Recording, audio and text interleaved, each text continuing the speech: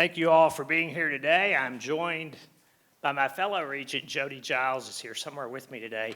There he is. And so I want to recognize him and thank you all for being here for this exciting day here on the 40 acres. We have said time and time again, we have the best athletic director in the country in Chris Del Conte. And now it's official as he has awarded that honor a few weeks ago. Thank you, Chris, and all of those who work in our athletic departments here at the University of Texas for the incredible job they do. As we leave the Big 12, we leave having won 15 conference championships, the most in conference history. We have won the Director's Cup for the best overall athletic department in the country 3 out of 4 of the last years, all as a result of our athletic director, our coaches, our staff, and most importantly, our student athletes who come to this great institution to further their education and participate in athletics. We all want to win, but what's much more important than winning is providing the leadership and role models for our student athletes. It's also extremely important that we uphold the rich traditions of this great institution.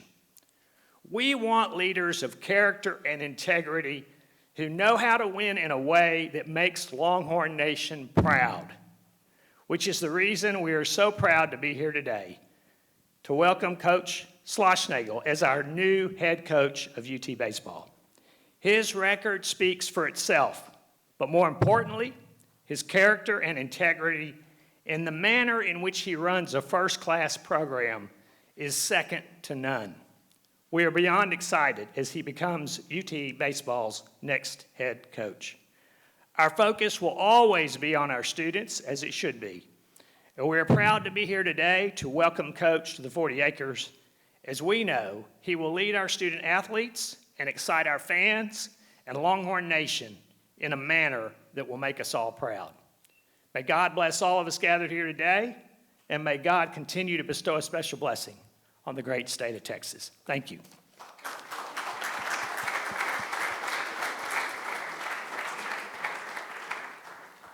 Thank you, Mr. Chairman, and I'm Jay Hartzell, president of this great university, and you're about to find out that we did not coordinate our remarks because I'm going to hit a few of the same themes that the chairman hit. This is a great day for Longhorn Nation, a great day for our university, a great day for Texas athletics, and certainly Texas baseball. Clearly, we're here to celebrate and introduce our new head coach, Coach Schlossnagle. But before we do that, I do want to take a moment and just recognize what I think is the special moment that our university is in today. We're in that moment both academically and athletically. There are many reasons the winds are such at our back, but a couple of those are on either side of me on this agenda here today. I want to take a minute and recognize my colleagues. Chris Del Conte says often that a united Texas is a reckoning. And it's been a reckoning.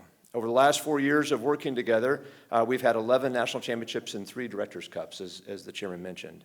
And we're united. We've had some touch issues that have been facing really all of higher education, but I feel honored to work with Chairman Eltife, Regent Giles, and the rest of the Board of Regents, and we've got a great board, and we're all rowing in the same direction. Chairman Eltife sets our tone. As you heard him say today, he puts the students first and our patients first.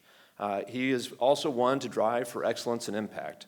And any of you who may doubt his passion for what he does, go watch his part of the commencement celebration this last season. On the other side of me on the agenda is Chris Del Conte. And I think Cedric Golden wrote today or last night that he was savage and the most powerful AD in the country. I will add, as the chairman did, he is the best AD in the country. That is something that we have known for a very long time, but it was nice to see formally recognized with an award this season. He has said he was the Susan Lucci of Athletic Director of the Year awards. We all don't know what took him so long, but it was great that the rest of the country bestowed that award on him that we all have known to be true.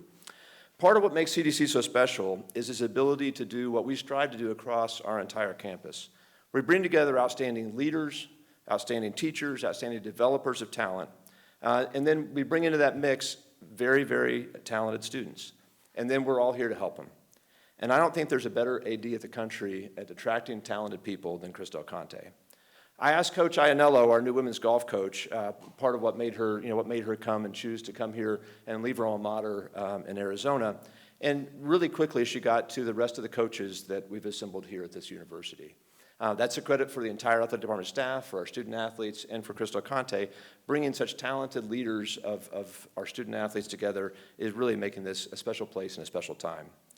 Coach Schlossnagle fits right into this set of extremely good coaches. And Coach, we're just thrilled you're here.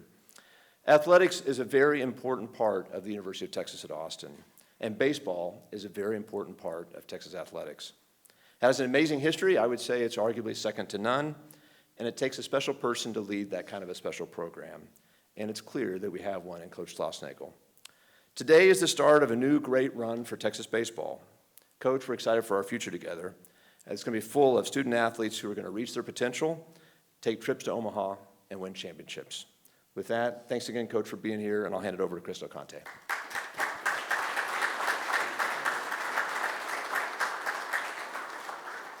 Hi, everybody. It's an awesome day today at Texas. Before we move forward, I think when you start to look at what's happening around, I always say United Texas is a reckoning. And what I mean by that is we've all been in organizations that were not united. And when you're united from top to bottom, every major decision we make at the University of Texas, I will call the chairman, I will call my boss, President Hartzell, and we'll discuss everything that's taking place. And not a decision we make is ever made in a vacuum. And that's the decision. When you start to look at what's happening around the university, whether it be MD Anderson, whether you look at the Civitas Center, where you look at Moody, the move to the Southeastern Conference, and this great day of bringing Coach Schlossnagle to campus, was all made with a unified front. And that just speaks volumes of the institution. And that really started with hiring our head football coach, Steve Sarkisian, when we decided this is what we're going to do and what our goals were and aspirations were. Everything is shared. And I want everyone in this room to know that it is shared thought and mind. I may have an idea, they'll call either one of them, they'll say, have you lost your mind today? I said, yes, sir, but I got something for you. And this is what I really so excited about our university, so excited for the University of Texas, our fans, our donors, is because we are united. And when we're all rowing the boat, Texas is a reckoning. And I always say that. When we're rowing the boat in the same direction, it is a reckoning. Before I introduce Coach, I just want to talk a little bit about Coach Pierce. I just mentioned that I thank him and Susan for their service to our institution. They were great, and we mutually parted ways. And at that point in time, I sat down, I called the chairman, I called the President Hartzell, and we had a discussion of what we looked at and what we were looking for. And we understood the gravitas of the University of Texas. The winning traditions of the University of Texas shall not be entrusted to the timid nor the weak. We've been to Omaha 38 times. We've won 6 national championships. Coach Bowman, I see you coming from the Olympic trials, buddy. Good work. Came right after he won a natty as well, so appreciate that, buddy. But the idea that should not be entrusted to the timid nor the weak. And what does that mean? And we started to talk about the gravitas of our baseball program, what it's built on, who we hired. And every time President Hartzell would say, who can lead this program to what we want? And I can't tell you, he's a dear friend. We've known each other since 2007 when I was at Rice and he was at TCU. And for 10 years, I had a front row seat to watch the man lead a program that was in TCU that had from the ashes to 5 times to go to Omaha. Past 3 years at Texas A&M, I watched what he's done. And I sent back to the chairman, I sent to my president and said, we have a guy. We have a guy. But right now he's on a run in college baseball, and let's see if he's the guy that would like to come here. And I can tell you, I am so proud that you've chosen this opportunity, Coach Schlossnagle, not only for the man you are, the team, the person that you built, but how you conduct your business. And I couldn't think of a better person to lead our baseball program. I'd like to introduce you to your new head baseball coach, Coach Jim Schlossnagle.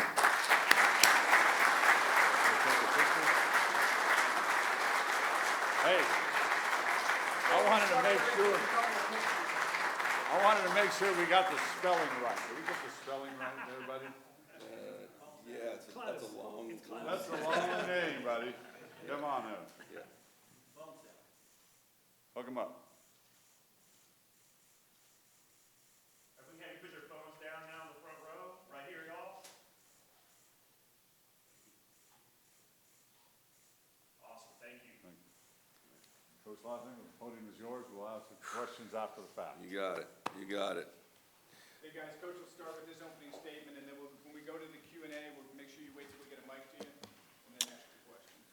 Yeah, good morning. What an awesome day. Super thankful and humbled by this opportunity to be the baseball coach at the University of Texas. I'm going to be really brief. I believe baseball is a job you do. It's not a job you talk about, and we have a lot of work to do. Some people I need to thank. I need to thank Coach Pierce, Coach Garrido, and Coach Gus. David Pierce has been a longtime friend of mine. I greatly respect him. Coach Garrido, in the last 5 or 6 years of his career, treated me at TCU as if I was one of his former players or coaches. He was a great mentor. We actually had a lot of conversations about this position, and I miss him dearly. I never got to meet Coach Gus, but he said some really cool things about me one time in the paper that I've always saved that article. Thank you to President Hartzell, Chairman Eltife, and of course my man CDC, for their confidence in me and our coaching staff to continue to move this baseball program forward.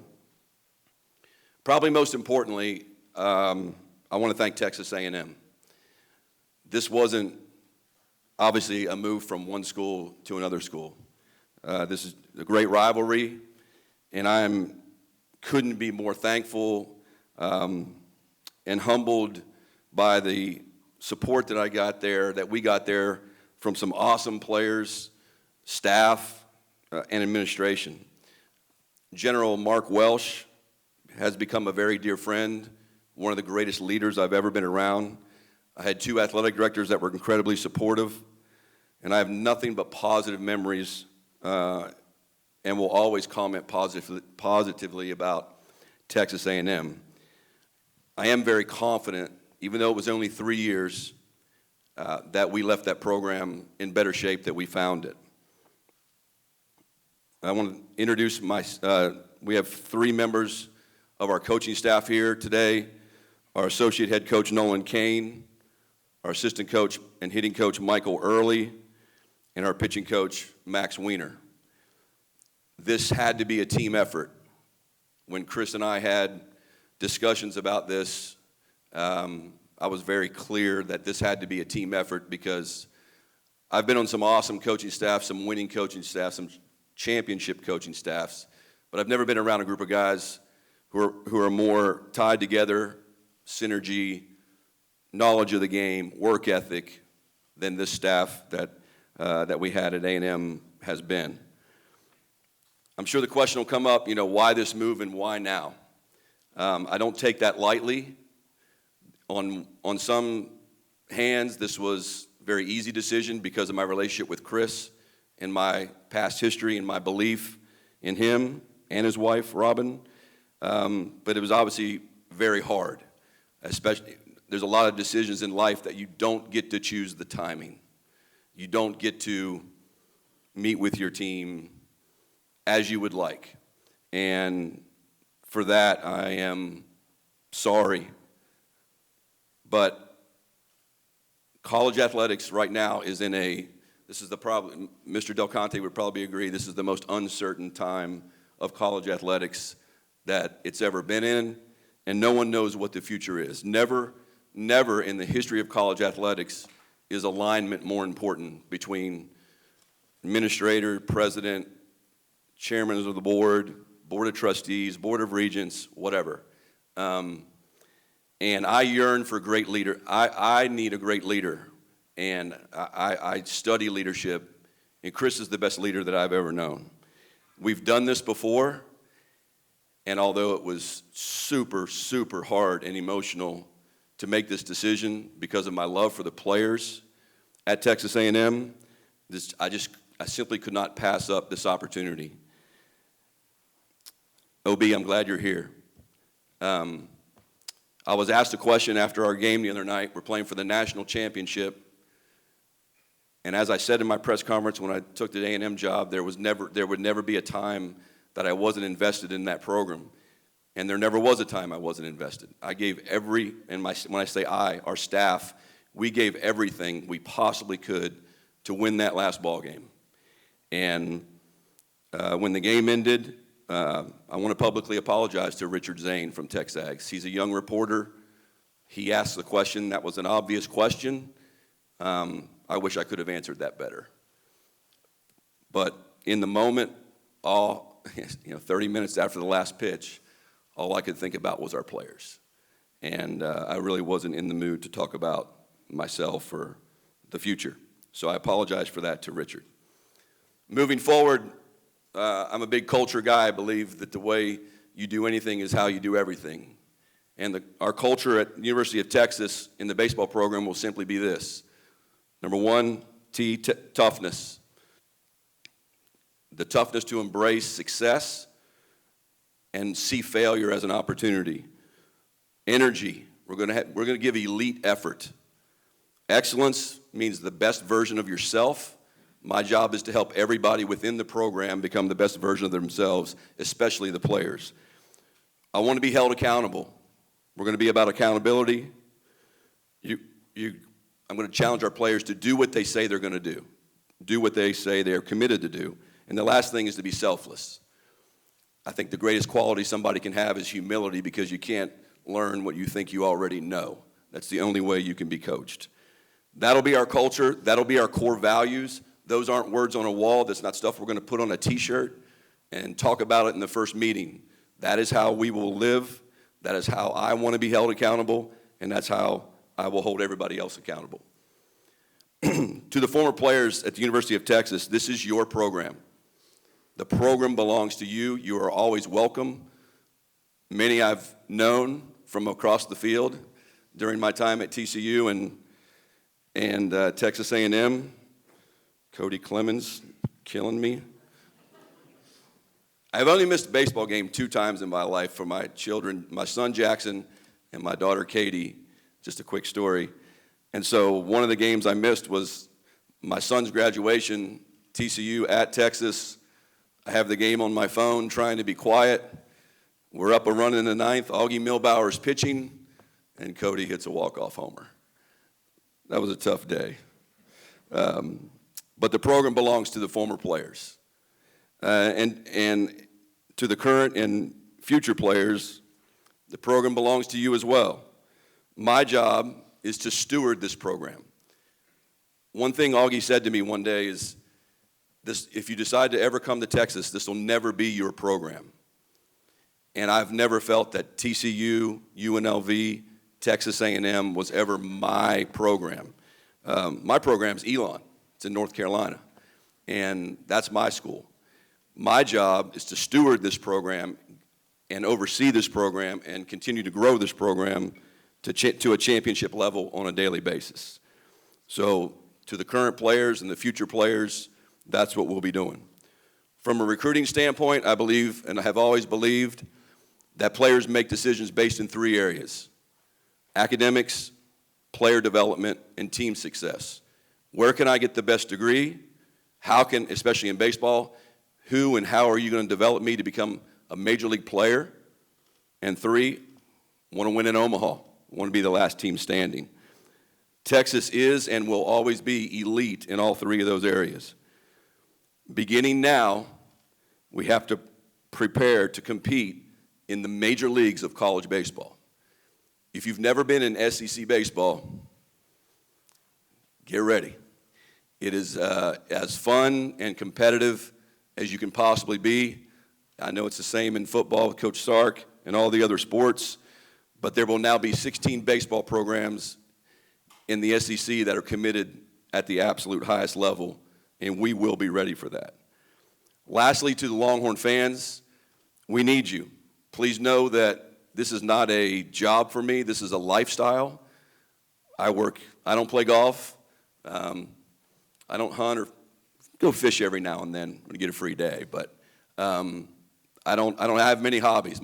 My hobbies are to be around our players and to help them get better. And our job is to fill Dish Falk. We need it to become one of the elite atmospheres in the SEC, not just on the SEC weekends, but every single night. So thank you. Appreciate the opportunity to be here. Super excited to get to work. Hook 'em. You guys will, answer some questions now. Raise your hand if you have a question. We'll get a mic to you. Just identify who you're with, your name, so Coach can start familiarizing himself with folks. We'll start with Danny up front. Danny Davis with the Austin American Statesman. Jim, as you assess this program, where's this program at, and what does this team need to do to contend for championships? Yeah, I mean, I think, we got to see the team, the current or past year's roster up close and personal in the regional. Obviously, some really good players on the team, some really good young players on the team, and some guys that have some decisions to make in the draft. And so our first order of business, once we get through lunch or this afternoon, I want to be in contact with all of those guys, make sure they feel good about our staff, let them know that we want them here, and we can build a great program around them. But I will tell you, many SEC coaches gave me some advice before I joined Texas A&M in the SEC. And the piece of advice has rung very true. There is a top 2% of player, like the major leagues, that is better than everybody else, whether it be your Paul Skeens or at A&M we got lucky. We had Braden Montgomery and Jace Lavalette and Gavin Grahovic, guys that are just superior players. But for the most part, you really don't have better players than the other team. You have to have as good of players as the other team. And in the transfer portal era, everybody is big, strong, physical, and older. And everybody has it. So it comes down to staying healthy, playing good, sound, fundamental baseball, and getting the breaks. But I think there's enough time. We have a lot of work to do in a short amount of time, but there's enough time for us to get to not just the returning players, but incoming players in the portal, as well as the high school players that are committed here. We want to connect with them very fast. Brent Zorneman, Houston Chronicle. When did Chris first approach you about the job, and when did you start seriously considering it? And also, to your point, how tough is it to kind of not let your players know as well? Yeah. Let me address that last one first. Like I'm a pretty transparent guy. Like it's miserable. It's miserable. The same thing happened at TCU. I was able to call all of those players. I'm still in the process of calling the ones that I'm allowed to call. If a guy has exhausted his eligibility, I can do that. But there will be some players that I don't get to call. That's why my first year at A&M, we played TCU in the regional, and when I saw those kids on the field, that was the first time I had gotten a chance to communicate with them. The rules don't allow me to text them happy birthday, or if something bad happened in their life, like I'm not allowed to talk to them. And so I tried to preview what could happen when we got back, with a few guys before the decision was made, just to give them a little bit of a heads up that I did have a decision to make. Chris and I have been lifelong friends. We talk all the time, but Texas had a baseball coach, and I think once, you'd have to ask him, but once they made that decision, then at the end of our game the other night, then we had some serious conversation. I touched base with my staff, let them know this was a possibility. And then he came over to visit with me yesterday, and we made the decision. Thanks.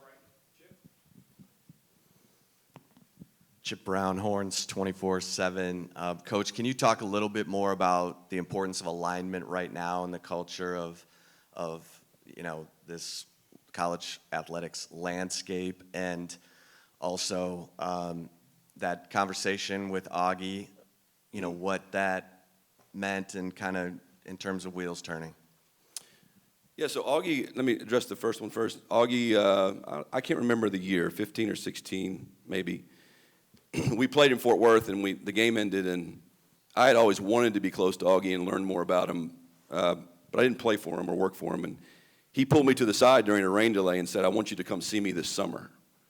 And so during the recruiting season, I was in California. I flew to Orange County Airport. Augie picked me up. We had a great dinner, as he loved great food and drink. And we had a long conversation about his future and what it was like to be the baseball coach at Texas. And I'll never say that there was any place that's ever been my dream job. I've loved every single place that I've ever been. As an assistant coach, to be real frank with you, my dream job was to be the coach at TCU, because that was the program that I felt like needed or had the most space to grow. I'm from Western Maryland. I never envisioned that I would get to be the coach at Texas A&M or the University of Texas. I only ever saw those things on TV. What was your first question again? The alignment. Yeah, the alignment is just so important because there's so much uncertainty. And when you have someone like Chris, who is at the forefront in the meetings with the decisions, that will listen to a coach. He is a coach's athletic director. He has always said that to me. His job is to serve coaches and student athletes. My job is to serve the student athletes, and Chris has always told me his job is to give the coaches every opportunity to be successful. And so I run to that, and I'm not telling you that we didn't have that at Texas A&M. I just felt very, very good about the narrowness, I guess you would call it, the just short, straight, direct lines between the president, the chairman, and Chris. And that is comforting to a coach, especially at such a big place like the University of Texas. Yeah, Coach Schlossnagle, Olin Buchanan, TexAgs.com. Welcome. Thank you. Coach, on Monday night, you said that you went to Texas A&M with the idea of it being a last job, and then you said that your mind hadn't changed beyond that. So, number one, what changed? And then number two, what would you say to those Texas A&M people that supported you that feels like that you intentionally misled them? Well, I didn't intentionally mislead them, and that's a very fair question for you to ask because that is what I said. In that moment, that's exactly how I felt. At 50 years old, you got to understand, and Chris would probably back me up on this, I love TCU.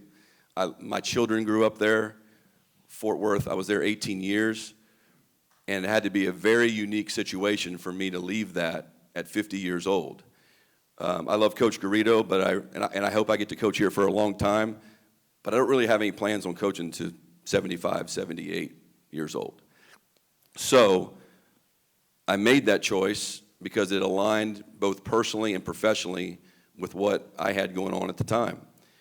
And I loved it. And I dove in with every single ounce of me to help A&M have the very best baseball program it can possibly have. And that investment lasted through the last pitch of the national championship game. It never wavered, not 1 second. I don't care what anybody says. As Chris likes to say, we have jobs and try to run a business on other people's passion. And if I had left Texas A&M for some other school in a different part of the country, the interesting text messages and messages that I got yesterday probably wouldn't have happened. But I get it. You can't ask for your fan base to support you and be passionate like the 12th man always has been, but really was this year. Our crowds were awesome. Awesome, every single game. And so you can't ask for that like I did and our staff did, and then expect everybody to be okay with a coach leaving for its rival school. And I get it, and I get it. All I can say is I have a career too. I have a personal life as well, that I have goals, and I just simply felt like no negative at A&M, just the positives of the alignment and, frankly, my relationship with Chris, that I knew there wasn't anybody at Texas A&M that I couldn't trust. I just know that I can trust Chris. I just know that. And as hard as that decision was, I could not walk away from it. Stay on the right, Cedric. Hey, Jim, the NIL has changed the game of recruiting in all sports. How much does that figure into your decision with, Texas's reach and its prestigious reputation as far as getting the people they want? Yeah, I mean, NIL is certainly a part of us right now at the absolute highest level. What that looks like beyond the future and revenue sharing and all those things, That's why Mr. Del Conte is here to answer those questions and figure that stuff out. Texas A&M was fully committed in that area. I know the University of Texas will be fully committed in that area. But I don't know about the other sports, but when I talked about the three things that kids make their choice on, they actually still make them on that in our sport. The NIL stuff kind of puts you in the game, I guess, but there's a lot of people in the game. And once you get in the game, then it actually does, in baseball, boils down to academics, player development, and team success.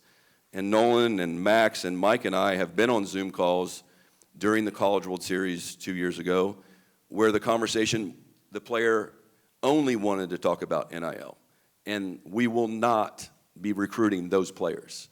We get it. We get what the game is today, but we want players, we want winning players that are winning people that are going to represent this university at the absolute highest level so we can win championships. And I think it's creating a team. You can still do that. If you have standards and core values and you stick to them, you can still do that in this era.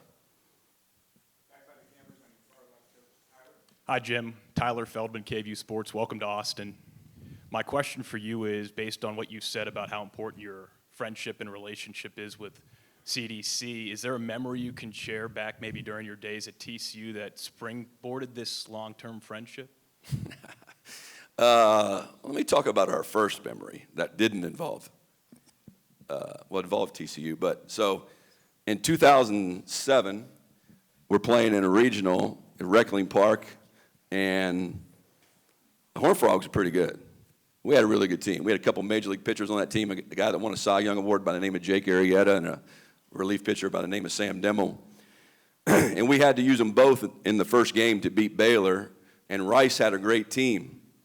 And the next day, it rained and rained and rained and rained. There's water standing 4 feet in our dugout, 3 feet in the outfield. And I'm like, we're not playing this game. There's no way we're playing this game. I also didn't want to play the game because Sam Demmel had thrown 2+ innings in the game, and I needed to have a day rest. So we're standing in the outfield with our athletic director at the time, I believe it was Danny Morrison, and the NCAA rep, and here comes this guy in flip-flops and a Tommy Bahama shirt, wading his way through the water, and he's like, oh, we're playing this game. I was like, who's this guy? And the NCAA rep tried to make a decision, but Coach Graham had his thumb on Mr. Del Conte, and we played the game that night. It was a close game. We lost. But that was my first interaction, and then the very next time we had an interaction is I was the coach representative on the search committee for the athletic director job at TCU. And when he walked in the room, he said, I sure hope you won't hold that rain delay game against me. And that was it. That's the only story I think we can probably talk about. How's it going, Coach? Texas A&M rivalry didn't need any more heat or spice. What do you anticipate when you go back to College Station, given the dynamics? Yeah, it'll be an experience for sure. It's already awesome. The midweek games we got to play this year, awesome. The regional, phenomenal. I can't even imagine what a 3-game SEC series will be like. The first one is here, I believe next year. The second one is at Olsen Field. And so I'm sure A&M is going to attract awesome coaches. There's great players there. And the fan base, especially Section 203, I'm sure they'll have a lot of really interesting things planned. But I didn't do this to spite anybody. And I did this for the reasons I've talked about. And, when you go into an SEC environment, it's already crazy. I'm sure that won't be as crazy. And it'll just further evidence that we'll have to be prepared, not physically, but mentally to be able to handle that. My job as the coach is to help our players handle that. And all it does is prepare us for a national championship in Omaha. Coach Bob Ballou, CBS Austin Sports. Welcome to Austin. Thank you. How much of a distraction do you believe Monday was to your team? And there are certain former players of yours now that are saying things on social media that everybody will see, the Texas players will see. How do you talk to them about what they're saying? Yeah, I can't control that. Like I said earlier, due to the sensitive nature of everything that was going on, I mean, I don't think Coach Elko got to sit down with his Duke team before he left. I wish I could have gotten to sit down with the entire team. What was the first part again? I don't know. No, I don't believe that money was a distraction at all. I mean, our players were locked in. They don't think about stuff like that. I think college baseball players towards the end of every season, it doesn't matter if you're in Omaha or not, the guys who aren't playing much have transfer portal on their mind, or someone's in their ear about it.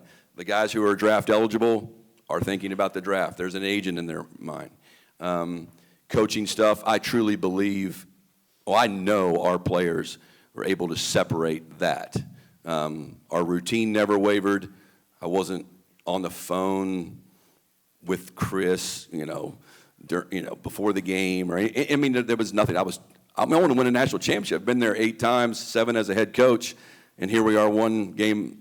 The second game we were 7 outs away, and I wanted that personally too. And I wanted it. I really wanted it for Texas A&M because I believe in the 12th man, and I did want to be a part of the first national championship team there. So they may say different, but I think if you were to ask our coaches, not one player on our team, once we got on the field, was focused on anything other than winning. Yeah, I mean, I get to meet them. I think I would challenge them to don't listen to what I say. Judge me by my actions over the course of time. And anybody can say one thing and do another, but I'll sit down with them, create a relationship. That's not going to happen in a day. It's not going to happen in one phone call. But I do feel like not just me, but our staff has a proven track record of doing things the right way. Many people, especially on the A&M side, will say this wasn't done the right way.